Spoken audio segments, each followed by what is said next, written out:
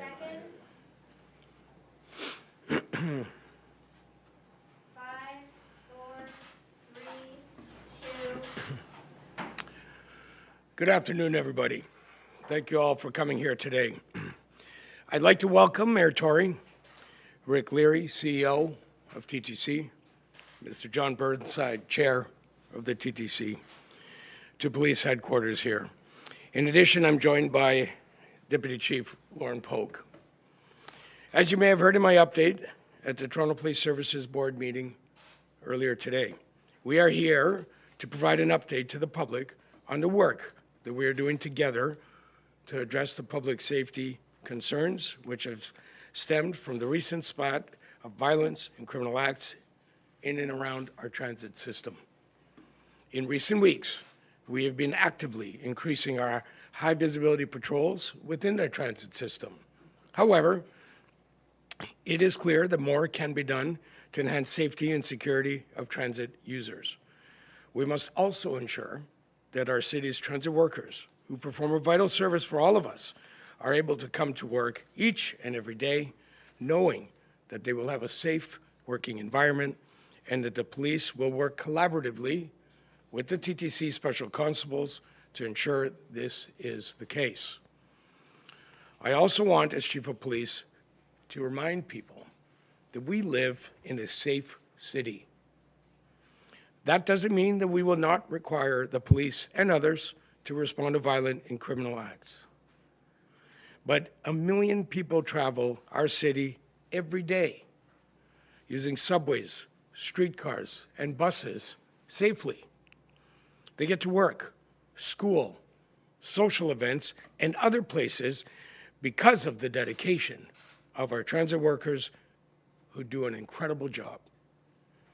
And we also have to be responsive to the recent events we have seen and to do whatever we can to ensure that people not only are safe, but feel safe as well. TTC CEO Rick Leary and I have spoken about how the Toronto Police Service could enhance our patrols of and presence within the transit system. Of course, we agreed, and we have moved quickly together with the Toronto Police Services Board and Mayor's support to establish a sustainable solution to address the safety of everyone who uses our transit system. In addition to our existing patrols, effective today, the Toronto Police Service will be increasing our daily presence within the transit system. We will do this primarily through a significant number of callback shifts, which are shifts filled by off-duty officers in an overtime capacity. We are doing this so that on-duty, frontline officers remain available to respond to priority calls. Our deployment will allow us to respond to this situation while also ensuring that we do not compromise our efforts to continue the work that needs to be done to improve our current response time to emergency calls. Our plan aims to have upwards of 80 police officers in place throughout the city's transit locations every day. These deployments will focus on reducing victimization, preventing crimes of opportunity, and enhancing public safety. Given this, our deployments will be dynamic and may change from day to day. However, our officers will be on, in, and around the transit system across the city throughout the day and late into the evening each and every day. Officers from across the city are participating in this enhancement, and those who ride the transit will immediately notice an increased presence of Toronto police officers in the subways, on streetcars, and buses. I want to pause at this point for a moment to speak directly to the members of the Toronto Police Service those that we are asking to give more of their free time to help keep our city safe. Each of you are constantly asked to do more, and what makes you so special is that each time we call on you, you rise to the moment. Thank you for what you do. We appreciate your dedication and commitment to public service and public safety. I know that our presence on the subways, streetcars, and buses of this city helps to make the operators and users of the transit system feel safer and more comfortable. I've heard this directly from riders and TTC employees during my travels on the transit system, while in uniform as recently as Monday afternoon. With that, I'd like to ask Deputy Poe to provide some additional comments. Thank you very much, Chief. As Chief Demke has mentioned, we've been actively increasing our presence in transit properties over the last number of weeks. Security on transit is a collaborative partnership, and Toronto police officers work with TTC Special Constables, Streets to Homes outreach workers, and the Toronto Community Crisis Service in an effort to make the system as safe as possible. We will be nimble, and we will adjust deployments to ensure we are addressing the safety concerns of Torontonians. The plan outlined by the Chief will be in place for the foreseeable future and can be scaled up or down as needed to ensure the delivery of core policing services by our front line, in addition to implementing the high visibility, high impact plan to enhance public safety for everyone who uses the TTC, as well as the dedicated transit workers. So thank you, and I would now like to hand it over to the TTC. Thank you, Deputy Pogue. I'm TTC Chair John Burnside. For much of the GTHA, transit is a necessity, not a luxury. And to echo the Mayor's speech later, everyone deserves to feel safe while using it. The recent string of violence on the TTC is extremely upsetting. As a former police officer, active community member, and a transit user, it cannot continue. Safe, reliable transit is vitally important to the success of our vibrant city. I'm grateful to be working with the Mayor and Toronto Police to ensure the TTC can focus on what it does best, delivering transit to the people of Toronto. I also want to recognize the hardworking people who keep this city moving. All of us at the TTC and the city are very grateful. The safety of our customers and employees continues to be a top priority. It's considered in every decision we make and every discussion we have. I look forward to the positive impacts these new measures and collaboration will have on the TTC. I'd now like to invite the TTC's CEO, Rick Leary, to say a few words.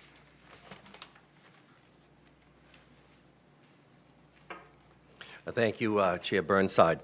I'd also like to thank the Mayor, the Police Chief, and the Deputy Chief for today's announcement today. We're very thrilled. You know, these recent incidents at the TTC impacting both our employees and our customers are incredibly worrisome to me and the entire TTC organization. Just this morning, we saw another incident at York University Station involving a replica gun, which is simply unacceptable. As many of you have heard me say before, safety of our customers and our employees is paramount to everything we do at the TTC. Everyone should feel safe and be safe while taking the TTC. Now, today's announcement is very important and very welcoming, I would say. We don't know exactly what is behind these incidents, but we know that the root causes are complex and they're going to require a coordinated approach and response. Today is another step to addressing these issues.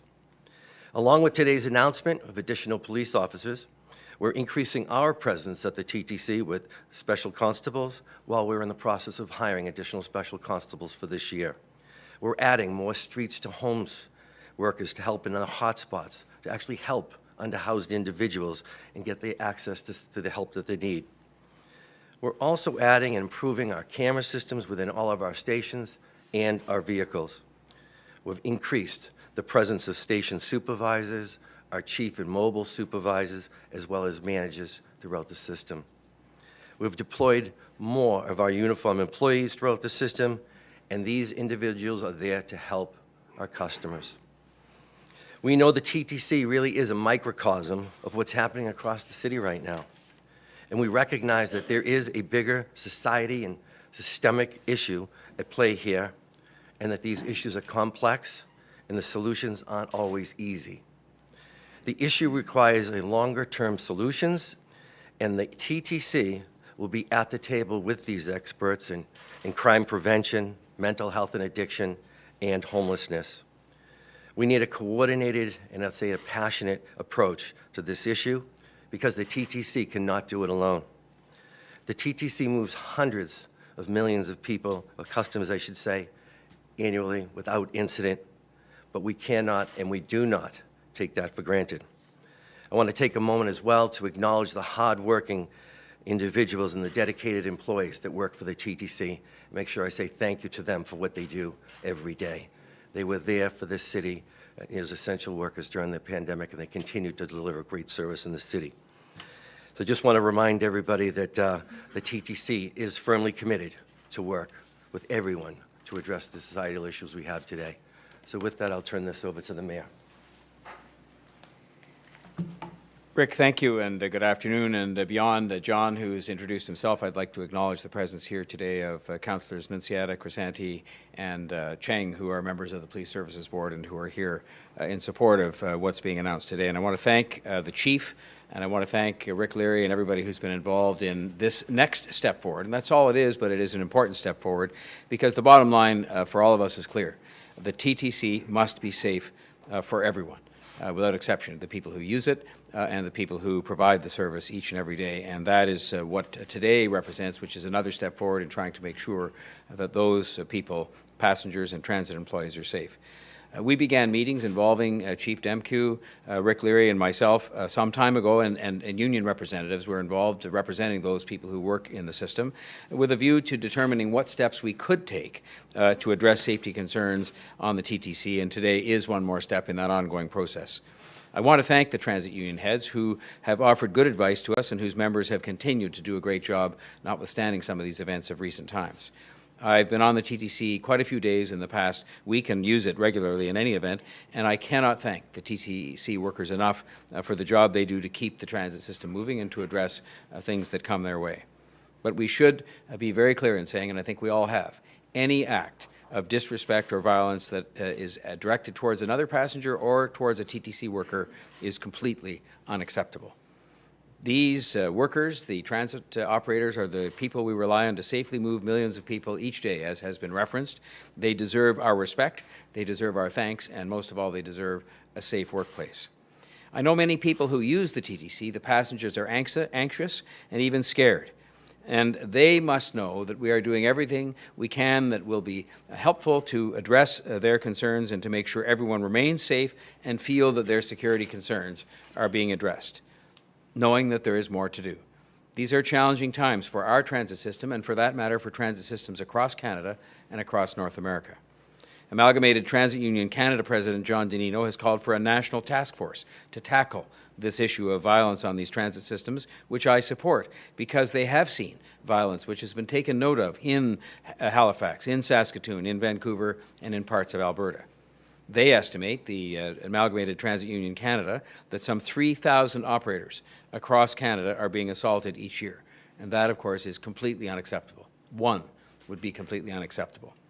Here, the police and the TTC are taking important action, and I want to thank Chief Demkew in particular, but also CEO Rick Leary, because they have worked together with my full support and with my encouragement. And deploying more police officers on the system during a time of some anxiety is simply the right thing to do. It will be complemented by measures that I announced earlier this month as part of the city's budget, which I trust will be approved, including an increase of 50 TTC special constables and a significant increase in the number of housing outreach workers on the TTC. Some have been critical of these initiatives and critical of increased investments in the police service, but they were right at the first time when I announced them, and they are still a necessary part of the safety answers for today and for tomorrow. I do want to be clear. It isn't and never has been an either-or debate. We do have to keep investing in all aspects of community safety, including crisis service, outreach workers, and anti-violence programs.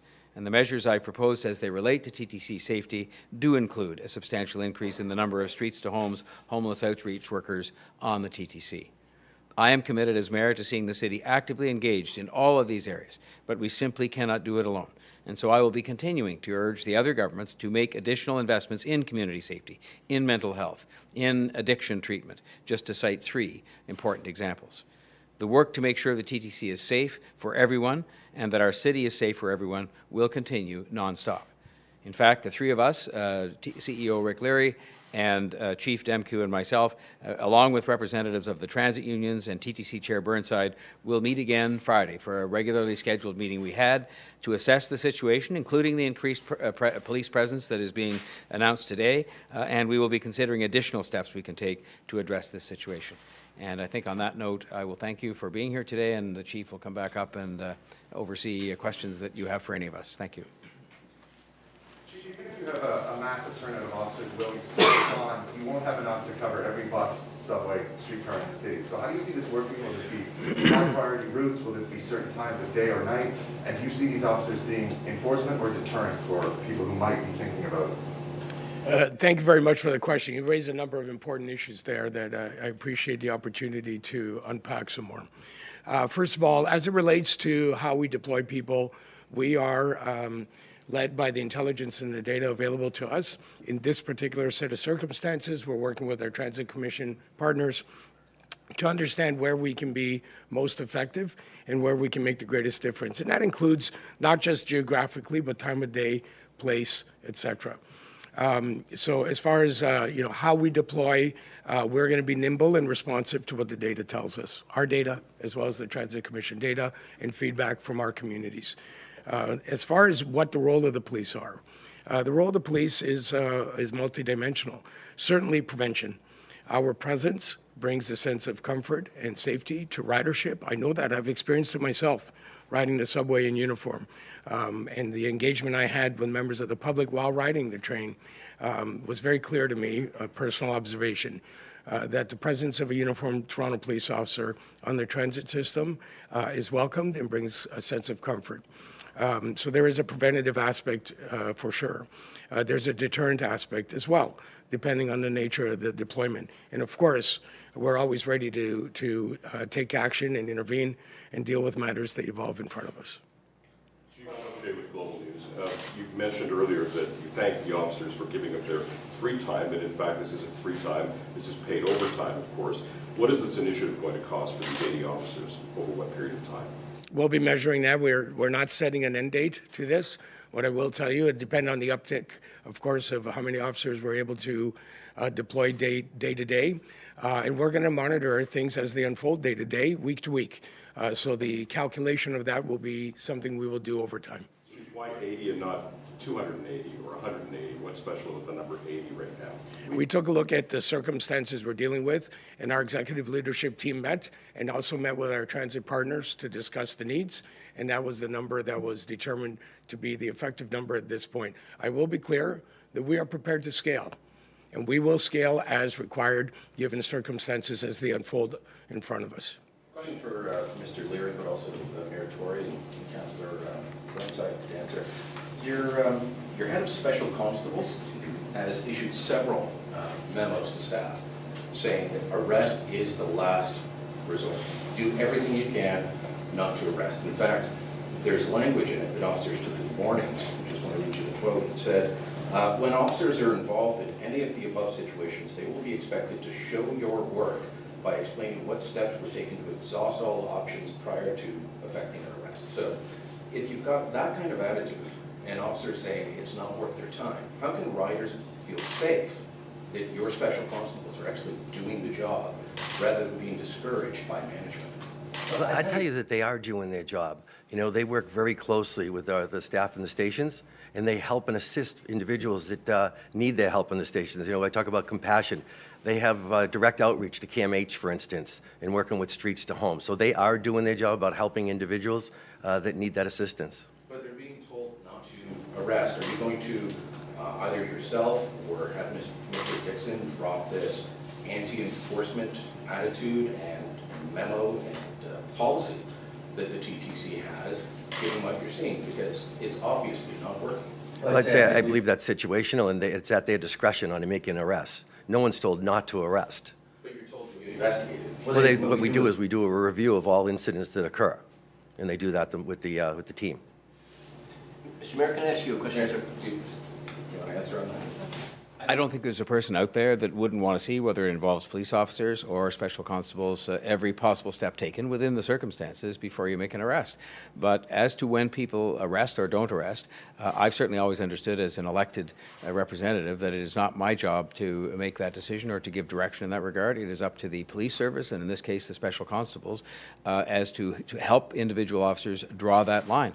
I think in the end, one of the most important decisions, if not the most important responsibility that any officer, special constable or police officer has is how to exercise the discretion. It's a big part of the important responsibilities they have to exercise that discretion. And I trust those officers to exercise that discretion, whether they be police officers or special constables. But I think everybody in Toronto would agree that within the circumstances, and there's sometimes more urgency than others, that it is best if you use every possible means of de-escalating without an arrest that you can, but that if they decide an arrest should be made, that's their decision. And that's why they're invested with such extraordinary power and why it's important that they be overseen in that regard. But I just think they should arrest when they think an arrest is appropriate. Question for you, Mayor Tory. You yourself have admitted more police isn't going to necessarily address the root causes of this violence. What concrete steps are you announcing today to address some of those root causes, those long-term solutions that'll actually, de-escalate some of the violence we're seeing in the city? Well, we're continuing to meet. I said there's a meeting tomorrow, as we have done with the schools. I've been convened meetings as well with the school boards, the police, and the city. And we have been actively exploring at those meetings, for example, the ways we can use some of the funding programs that are available to make very specific, focused investments in areas where we've seen trouble in the schools. And we're going to continue the discussions with the Transit Commission and with the police and ourselves to take advantage of the more than $100 million that the city in its budget this year is investing in these kinds of programs. So if there's anything that is brought to my attention in these meetings by our professional public servants, by the TTC, that can help in this cause by making additional investments on the root causes of this kind of activity, then I will certainly be all ears on that. But it is not up to me to make the decision myself to say, well, this answer or that answer is going to be best for the Transit Commission. I take that advice from the TTC and its staff, from the police, and their membership, including, of course, their chief. And I am there at tomorrow's meeting or any other time with an open mind to make sure that we make the investments that are going to make the maximum difference in enhancing safety on the TTC and, for that matter, in the entire city. Can I ask you a question? And I'm going to speak from the lens of a former investigator myself. What seems to be happening is there are those that are committing these criminal acts, and the intent clearly is to commit a criminal act, whether it's a swarming or an assault on a TTC worker or a robbery. But then we're seeing those unprovoked attacks, which oftentimes suggest that there are other crises going on. Are you addressing that with other agencies? And are there other levels of government that, I don't want to say drop the ball, but do we need help from other levels of government to address those other social issues? We absolutely do. And I said that in my remarks with respect to this very particular, stage at which we find ourselves, in terms of even some of the funding to allow for some of the increased presence of, people from TTC special constables through to police officers. It would be helpful to have support from the other governments, but in particular, where we need their help is with respect to increased assistance to us so that we can make some of the other kinds of investments on the social side that I was just speaking of, and investments in mental health, because while I don't want to draw any association as between mental health and these kinds of acts necessarily, there can be no question, as a matter of common sense, that some of these random acts that happen involving complete strangers certainly seem to involve people that have serious issues in their lives. And I'm sympathetic and compassionate about those issues, but the bottom line is they're not going to get dealt with, without the investment of governments in treating mental health as health, which is not presently happening to anywhere near an adequate extent. So the answer is it's all hands on deck, and it's one of the reasons that I called for a summit on a broader issue of mental health yesterday, so that everybody can sit in the same room and address that part of this concern. That's not the whole concern, but it's part of it, as is investing in neighborhoods and kids and families, as is supporting the police and the TTC with additional presence of constables and police officers in the city and on the transit system. Can I ask Mr. Leary, one very quick question. Sir, your transit employees have been critical of you, fair or unfair. Is there anything that you can do to make your workers feel more safe? Because the feeling seems to be, the feedback that I'm getting is that they themselves don't feel safe, and a lot of them are blaming you. So what do you say to that? You know, I've been going on hearing the exact same thing, and that's why, you know, when I have had conversations with the chief over the last few days, that they immediately reacted to help. We talked last night about, you know, our operators every day now. I'll be meeting on Saturday with a number of operators to have further discussions. I want to get their feedback as well. But, you know, the police responded immediately for us, knowing that that's what our frontline employees are feeling. So your workers, is it legitimate in their feelings of safety concerns, or is everything being done from your end to protect them as employees? It's a legitimate concern on their part. You know, I've talked to them. I've been there with them. These are concerns that resonate in me as well. You know, and that's why I'm making this phone call, and thankful for what the chief is doing in the police department today. So maybe just to follow up on this, can you put in perspective or put in context this recent wave of violence on the sea in terms of its significance, how big it is compared to previous years, decades? I mean, I'm sure you have data on how many, you know, incidents or violent incidents take place on the system every year. Can you just give us some context on how big is what we're seeing now? No, absolutely. So when we look at statistics back, you know, for 5 to 7 years, all right, we've worked hard to make sure that we educate our frontline employees about de-escalation, even to a point where I talked to frontline operators about, you know, it's a $3 fare, but twice last year, I ended up in the hospital with employees that were stabbed. Right? And so I'm really getting the message out about your obligation is really just to engage with the customers, educate them, but do not act for a $3.25 fare. Right? Your life is more important than that. It's about reporting it to us, having the police and the special constables address those type of issues.